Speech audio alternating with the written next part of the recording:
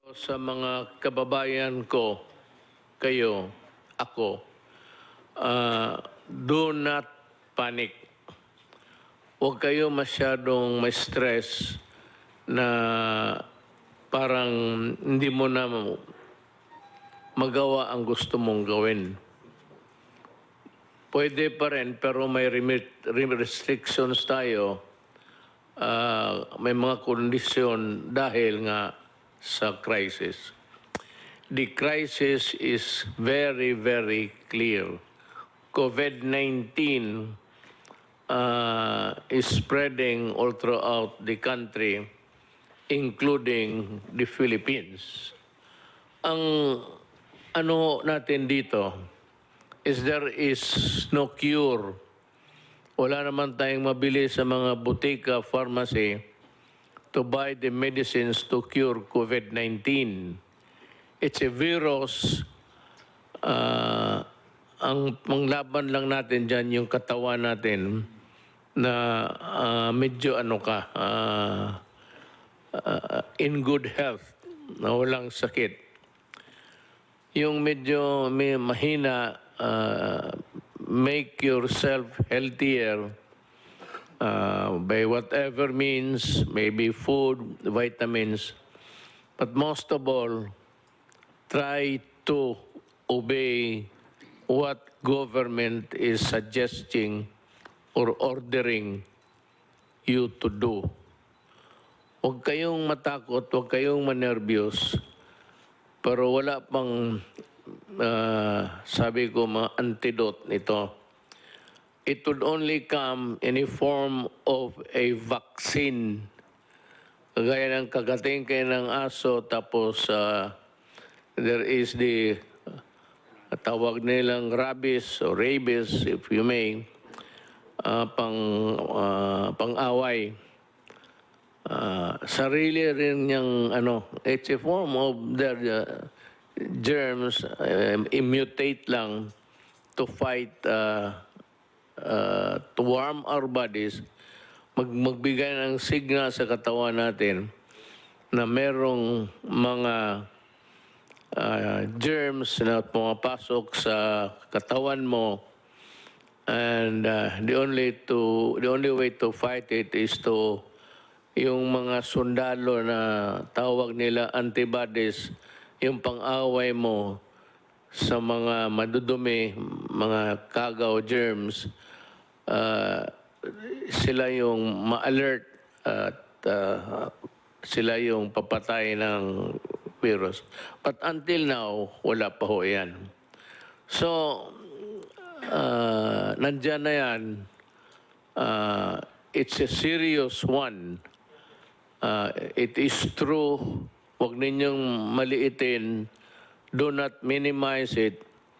I said, but do not kill yourself with worry, because government is doing everything possible to make it at least controllable. But kung kayo po ay mag-cooperate, pag hindi kayo na-cooperate, the problem would start, and it would start with you and end with you pagka ganon. So, yung mga sinasabi na social distancing,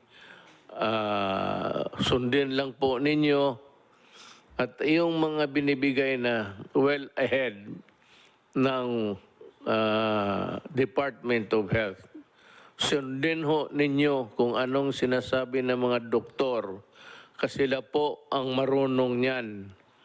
Ang military, ako, lahat, na hindi doktor, walang alam, wala kaming maitulong sa inyo. It's only the medical people and medical experts who can help us. So listen to them. Dito sa atin, it's Secretary Doke, and Secretary Doke would articulate kung anong nalaman niya, anong bago na pumasok na impormasyon, and he would tell us what to do. So it's very important to give credence to what he says.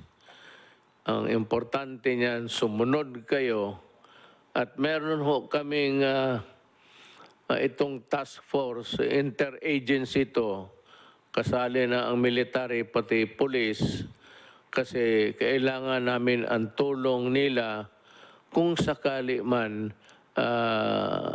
lalala talaga to. Maybe this would create a public disturbance, disorder, but tingin ko hanggang dyan lang naman.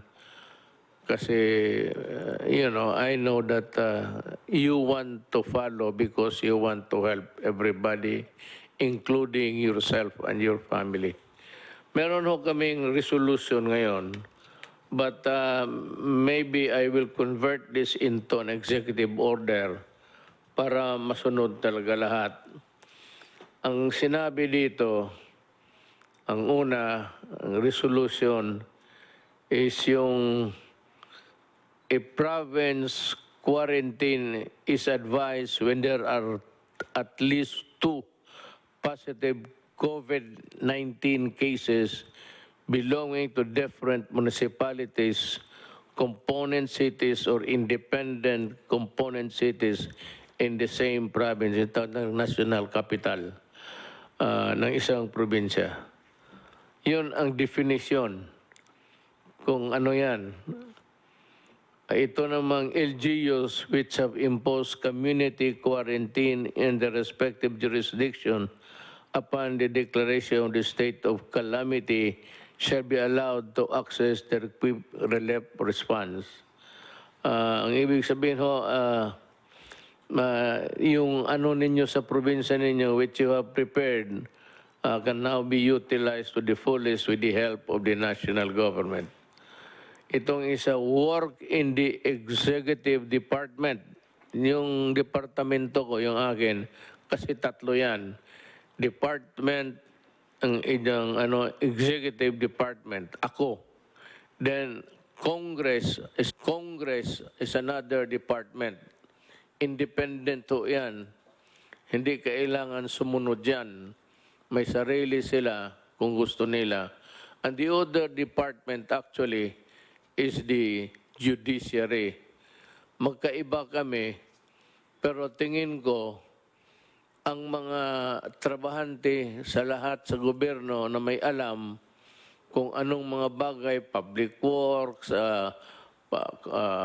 tourism, nandito sa departamento ko. Yung public health, nandito sa akin, so sila yung inutusan kong mag-aral. At ito nga yung mga resulta namin. So work in the executive department shall be suspended during this period. Walang trabaho, suspended sila, walang pumasok, without prejudice to the formation of skeletal workforces of government by government agencies in order to maintain the unimpeded delivery of services to the public. Ibig sabihin, sa mga opisina, nasyonal,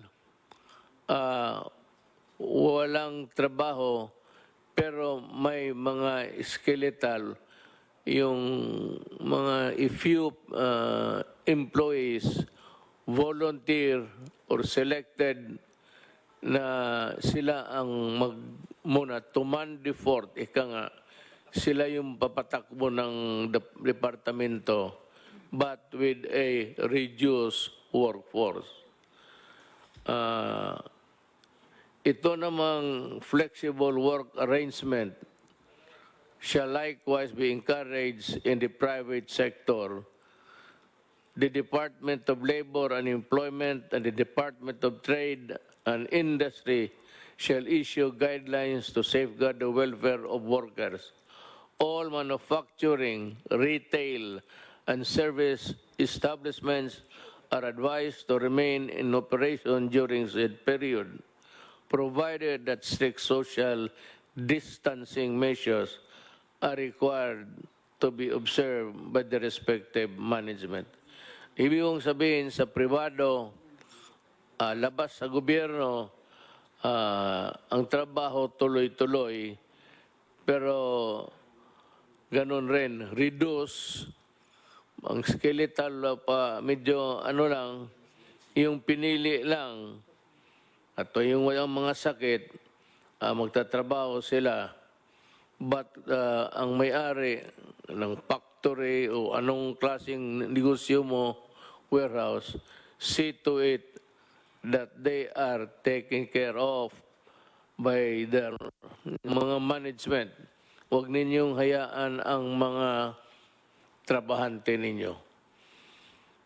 Mass public transports, including the light rail transits, the metro rail transit, and the Philippine National Railways shall continue in operation. Tuloy-tuloy ho ang trabaho ninyo, provided the Department of Transportation shall issue guidelines to ensure social distancing in said public transport. Ibig sabihin, tuloy-tuloy ang trabaho ninyo, pero ang social distancing, yung distansya mo to the other fellow, medyo malayo. Kasi pag nag-ubo siya o umatching, at least yung germs niya hanggang doon lang, hindi niya maipasa because there is the distance. Kaya it behooves upon the transportation department to come up with the guidelines based on what the health department orders. Lahat dito po, ang pinaka-importante, pinakatigas, ika nga, ang Department of Health. Kung ano man ang gagawin natin, kung anong iutos nila para sa atin, susundin talaga natin. Hindi ako, kung hindi si Dr. Doke ng DOH. Land, domestic air and domestic sea travel to and from Metro Manila shall be suspended beginning 15/2020, March 15, 2020, and to end on April 14, 2020 sa alas 12, subject to the daily review by the Interagency Task Force. So, walang lumipad, ang mga travel is limited, pero itong mga railways sa baba, okay yan.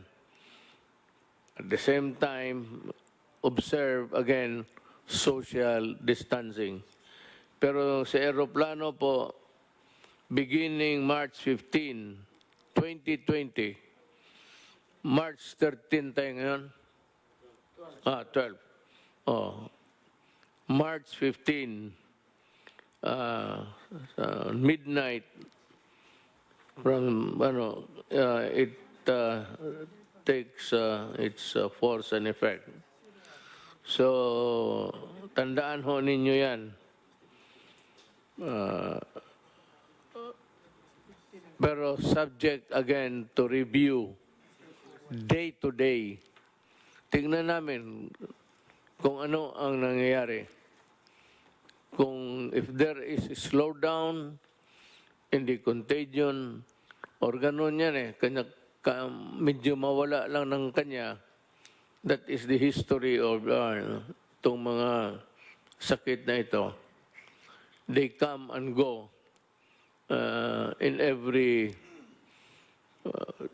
2 or 3 generations. Meron talagang problema na itong binigay sa atin at wala tayong magawa.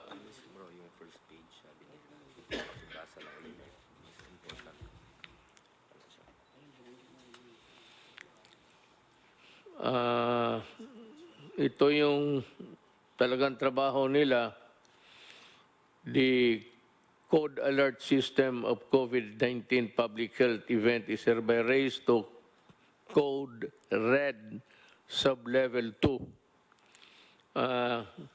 The Department of Health has to explain to the public itong wherewithals ng Code Red Sublevel 2, I think, which is the highest sa prescribed ng WHO. Medyo nandito na tayo sa maximum. And it is really for the protection of humanity. The recommendations of the Department of Health Technical Advisory Group in imposing stringent social distancing measure in the National Capital Region are adopted for a period of 30 days from the issuance of this resolution, with salient points, yung mga importante, of which are as follows. Yung mga importante na nakalagay doon sa distancing measures. The suspension of classes in all levels in Metro Manila is hereby extended until April 12, 2020. It's almost about a month. Ngayon, o sa walang klase, pwede kayong magbakasyon dyan lang sa bahay. Avoid, I'm sure may mga bagay-bagay dyan sa bahay na hindi pa ninyo nakita. If I were a student, estudyante man rin ako noon, I would avoid yung mga bar, ano dyan, mga nightclub, maraming tao, where people congregate, tapos nandyan malapit kayo. Mag-ubo yung isa, mapasa niya. Pag nakuha mo, nag-ubo ka, pasa mo rin doon sa kabila. So try to avoid people, crowds. Yun, for your own protection. Huwag kang, may mga tao kasi, na magsabi, wala yan. Kung patay ka, patay. Tama. Pero kung patay, patay ka rin talaga. Wala rin tayong magawa. So, kaawa naman ang nanay, pati tatay ninyo. So, better just stay within the premises of the house. If I were you, alam ko na kung anong gawin ninyo. Bili kayo ng cellphone na marami. Wala naman kayong ginawa kung hindi magtulbok-tulbok rin dyan. I mean, everywhere that I look. Dito sa walang pakialam ang tao. Sige, nandoon na sa cellphone. So we are reduced to one village. Di mas malapit, instead of talking, you have your cellphone. And that is a benefit which was not given us during our time.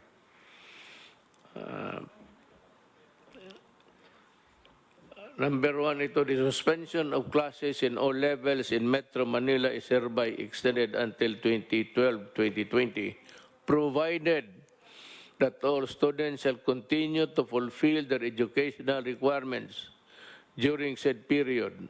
Anong ibig sabihin? Kung wala kang magawa, sabi ng gobyerno, mag-aral ka. Pero ito, hindi ko inaasahan susunod din ninyo. Ang sigurado ako, yung kamay ninyo, nandyan sa cellphone yan, instead of studying. I'm sure of it. But for you guys who really want to improve your lot, you better make use of the time to study. Because, alam mo, mga anak, kayo mga bata, kayo yung mamatay na hindi makalabas ng bahay. Then you make all sorts of excuses. But there will be truant officers. Alam mo yung truant? It's an American practice. Pag makita ka sa labas, pasakay sa palaboy-laboy ka lang dyan, wala kang ginagawa, sisigaw-sigaw kayo, lalapitan kayo ng pulis pati military, tatanungin kayo, then you have a problem. Pag sinabi mo na wala, nandito lang kami sa labas, and then, maybe, if you are arrogant, nadadalhin ka sa stasyon for record purposes. That you are disobeying, that you are intransigent, and that you are not fulfilling your duty. Alam mo, baski na there are a set of rules governing the responsibilities of a Filipino citizen. Baka hindi nyo alam yan. Meron yan. So, you have duties to perform also. Avoid trouble with the law, avoid trouble with anybody, just in the meantime, follow. Better just stay home and study. That is my advice. Pero kung ayaw ninyong sundin, you stick with your cellphone, ang gagraduate niyan, ang cellphone mo, hindi ikaw. Wala tayong magawa. Mass gatherings defined as a planned or spontaneous event where the number of people attending could strain the planning and response resources of the community hosting the event shall be prohibited during said period. Yung magplano, whether nakaplano kayo na mag-meeting o may rally, either naplano na ninyo, spontaneous na, sige, mag-ano tayo, gawin ito natin, total, wala na rin tayong gawin, ganito na ang magsayawan na lang tayo. You know, I do not want anybody interfering in your enjoyment as a citizen of this republic. Ayaw ko na masita kayo ng police pati military. It could be messy. Kasi yung iba sa inyo suplado, and itong mga police pati military, they have their orders to enforce.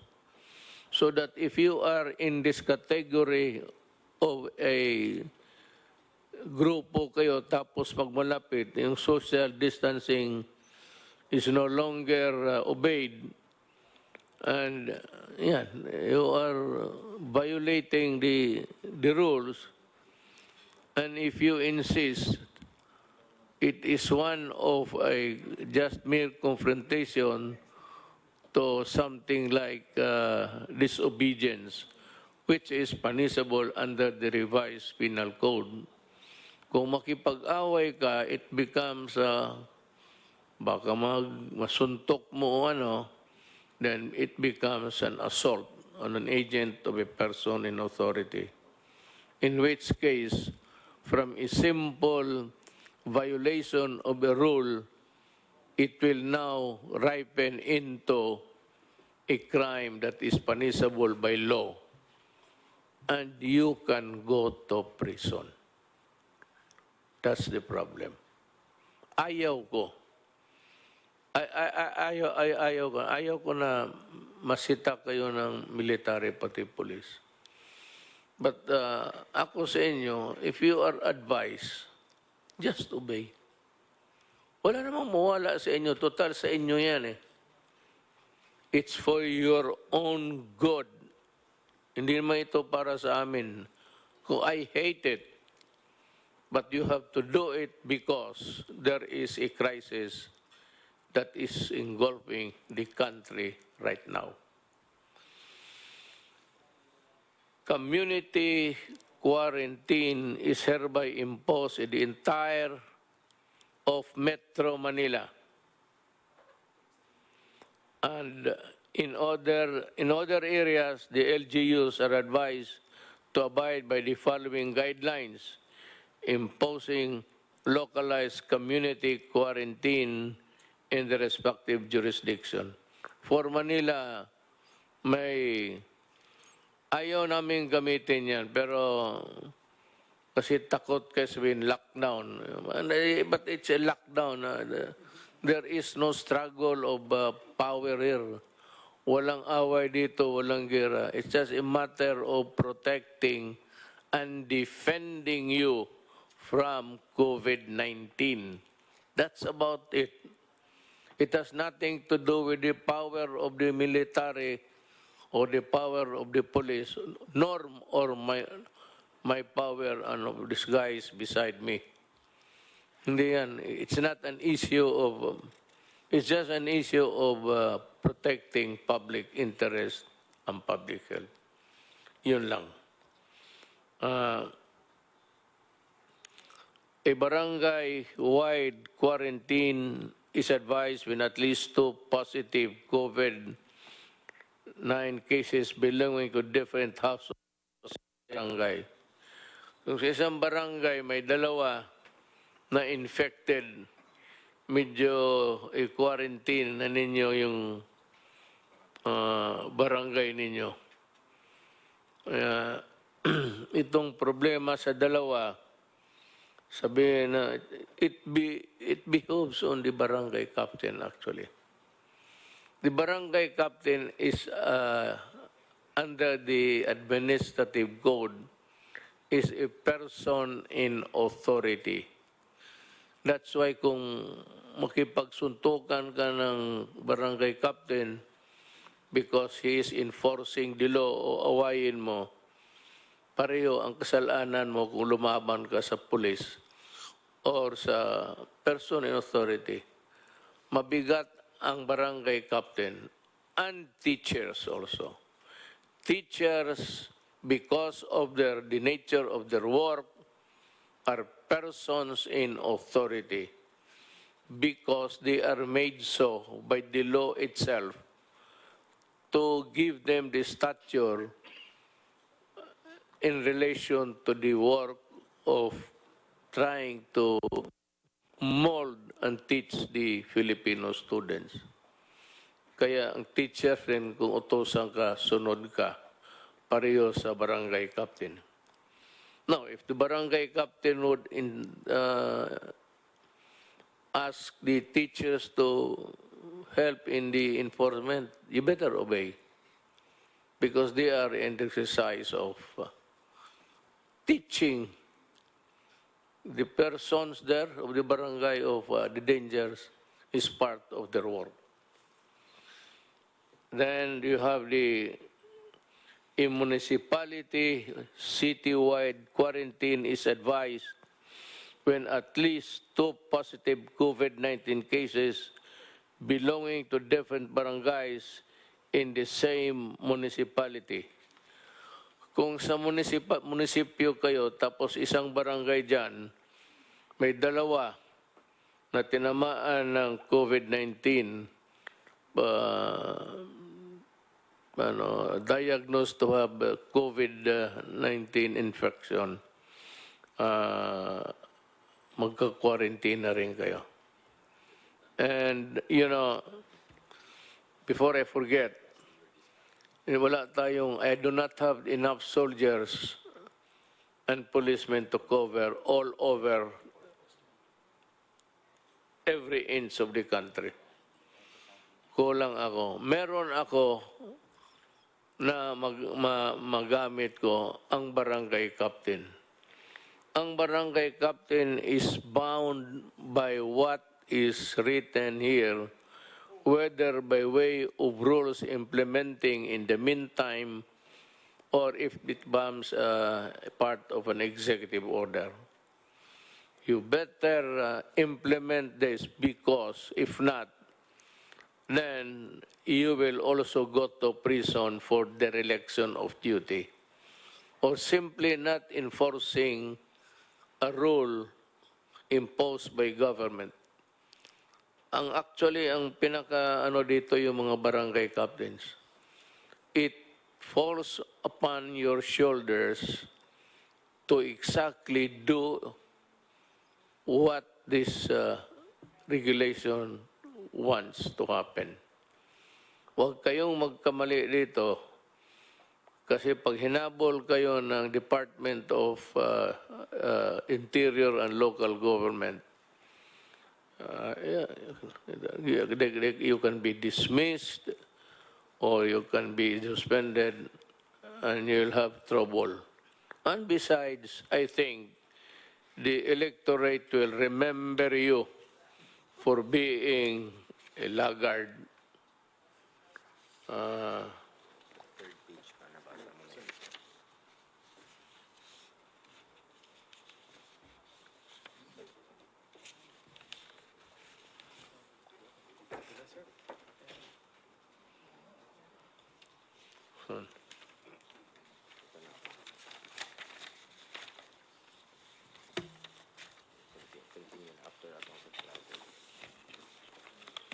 Kita mo si Senator Go, siya lang ang working hard talaga.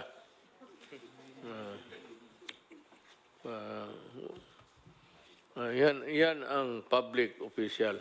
Really. Especially the barangay captains and the kagawads.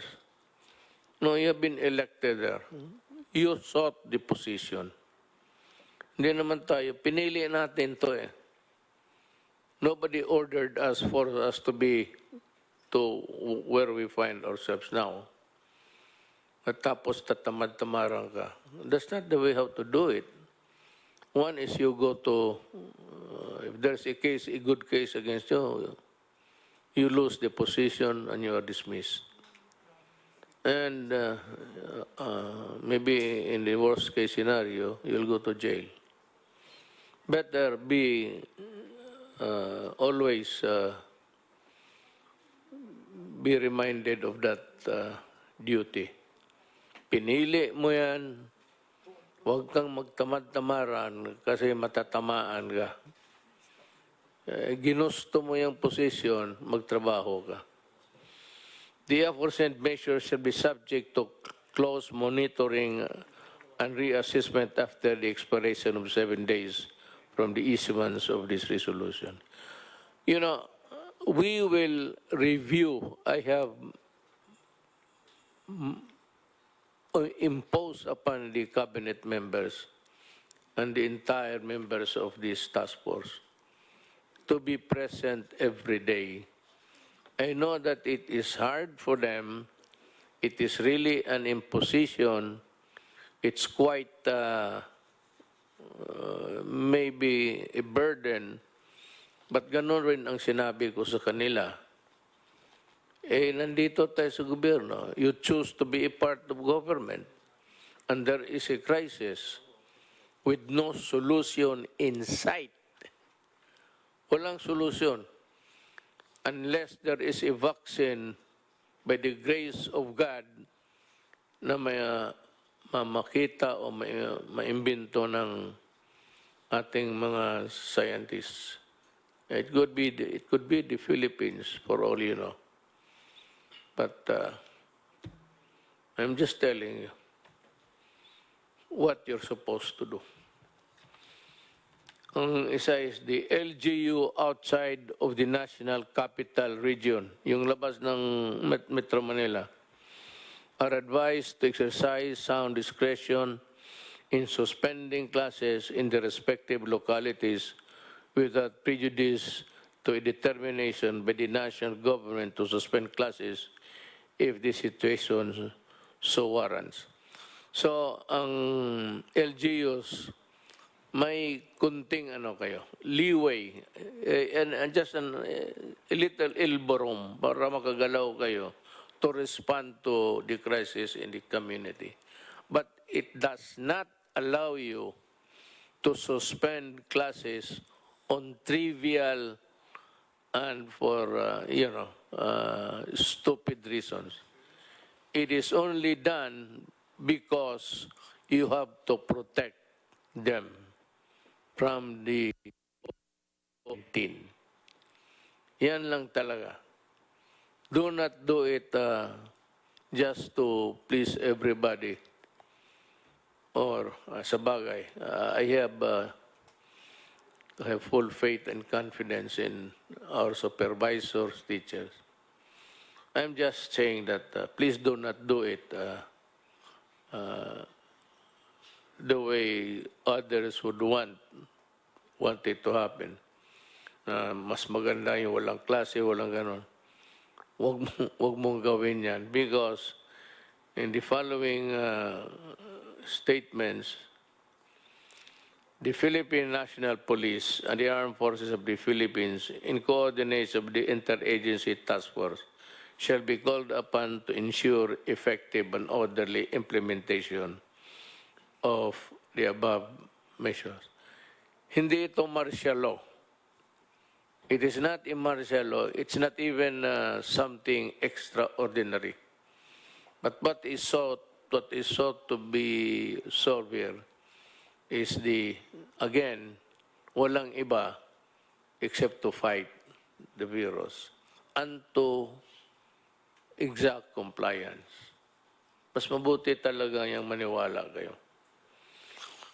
Now, ang sunod, a meeting shall be conducted daily by and between the secretaries of the number of agencies of the IATF, that is the Interagency Task Force, sa COVID, including the Cabinet Secretary, Secretaries of National Defense, Environment, and Natural Resources, Trade and Industry, Social Welfare and Development, Education, Agriculture, the Chiefs of Staff of the Armed Forces of the Philippine Navy, Philippine Air Force, and Coast Guard, because in a total breakdown, I would need their help to carry on with the governance. Kailangan ko sila. Not to fight with you guys. Huwag kayong matakot sa sundalo ninyo. Sundalo ninyo yan. Ang armed forces is there to serve you. Sila yung sundalo ninyo. So huwag kayong matakot kung nandyan sila sa utos ng mga civilian authorities. Yung mag-utos sa amin, Department of Health Secretary lang naman eh. So, but when he says to the military and the police, you have to implement this. Obey them because they have the imprimatur of the civilian authorities. Huwag kayong do not try to play with martial law, military. Pero ang sa totoo, in total breakdown, public disturbance, alang-alang kami ang iharap mo. Wala namang kaming, it's always the military who keep things in the country in order. Sila yan. Titingnan nila na everything is order every day of their working days. Tingnan nila na ang Pilipinas safe at gumagana ang lahat ng mga tao, pati mga opisina. The balik manggagawa overseas Filipino workers shall be allowed to travel to mainland China except to Hubei province upon execution of a declaration signifying their knowledge and understanding of the risk involved, provided that the health advisory pamphlet shall be handed out to the OFW upon departure. Hindi nga eh. Not only pamphlet, baka hindi mo basahin. You will be gathered in one corner or in one room, one corner, at sabihin sa inyo ang mga, I don't know if it's a Tagalog or Bisaya, mga risgo, the risks that you will be taking when you go back to China. But China, you know, President Xi Jinping, for all of his goodness to us, wrote me a letter and said that he is willing to help. All we have to do is to ask.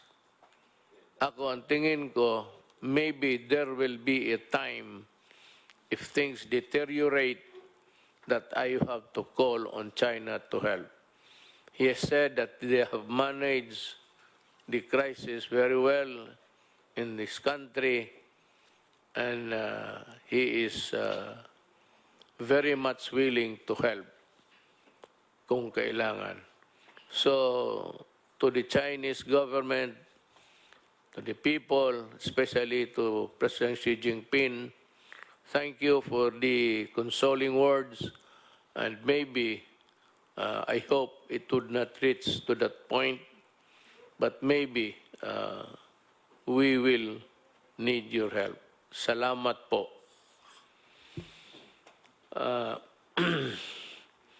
The entry travel restriction shall be imposed upon those traveling from countries with localized COVID-19 transmission, except for Filipino citizens, including their foreign spouse and children, if any, holders of permanent resident visa.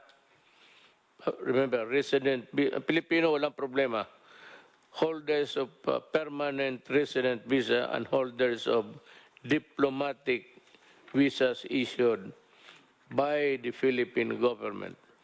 Yung travel dito ang gustong pumunta, hindi tatanggapin, lalo na kung yung bayan nila has ordered a restriction sa travel. Mismo yung bayan nila hindi pumayag na mag-travel sila tapos pupunta sila dito, hindi rin natin sila tanggapin. But ang Pilipino, pati yung pamilya niya, because they are Filipinos and this is their country, they are very much welcome to come back. Lalo na sa panahong ito, if they want a more secure, comfortable place. Now, with regards to itong mga diplomat, hindi naman kailangan papasukin yan sila. Total, kung sabihin lang rin sa kanila, huwag kayong lumabas dyan sa embassy ninyo. Huwag kayo magpasyal-pasyal, dyan lang kayo. Kasi baka kayo pa magdala ng sakit ng ulo sa aking bayan. I don't mind Filipinos giving me a headache, but I certainly do not want anybody other than Filipinos to be giving me headaches. So yan ang yun ho ang maibigay ko sa inyo na payo. You might, sometimes it's a convoluted thing to listen, pabalik-balik. Ang simple lang yan. The purpose to protect and defend you. From what? From COVID-19. Then what is the purpose of government? The purpose of government is see to it that things are in order. To do that, if things deteriorate, I said, the military and the police will maintain order. Kaya nga tawag niyan, peace and order. There has to be a peace, and that peace, nakalagay na, orderly. There must be order in the country, and that is all. The purpose is to, I said, guard your sumunod lang tayo, lahat ng bayan ng buong mundo na una pa sa atin. Tayo tinitignan lang kasi mabilis sa kanila. In Italy, it's 1,000 a day sila ang pasa ng contagion. Dito sa atin, medyo maliit pa. Pero numbers in a crisis can be, cruel. But overnight, makita mo, meron ng talagang mabilis na. So what we are trying to control is people with COVID, tapos yung ilayo natin yung healthy ones. sila yung i-target natin, not for anything but for their own good. They will be asked to maybe go to the hospital and seek treatment. Yung mga test ng test diyan sa para sa kung may infection ka o hindi. Libre yan. Libre, no? Libre, walang bayad. Kung wag naman kung healthy ka, no need. But if you are experiencing ubo, itong ano na ubo, tapos pag ubo mo, masakit yung likod mo, the lungs, ang lungs mo ang titirahin dyan eh. And if it's too late, hindi na kaya ng antibiotics yan. It starts with a virus. The virus weakens your body. And it weakens your body, lahat na papasok, then it will kill you. Putang ina itong virus na ito, walang ginawa, ganun. Papasok sa katawan mo yan, just like AIDS, makes you weak, then it allows other germs to come into your body and you get sick. Usually pneumonia yan. And it's virulent, so seek treatment as soon as possible. But we are here to serve you, and every day we are meeting and in contact with the rest of the country. Meron tayong struktura. The structure really, people are asking, what is your preparation? What's the structure? My God, yung structure natin is itong health. Meron yan silang regional all over. Then meron yung city health, provincial health. But yung national, yun yung mga regional health centers. They are already well equipped and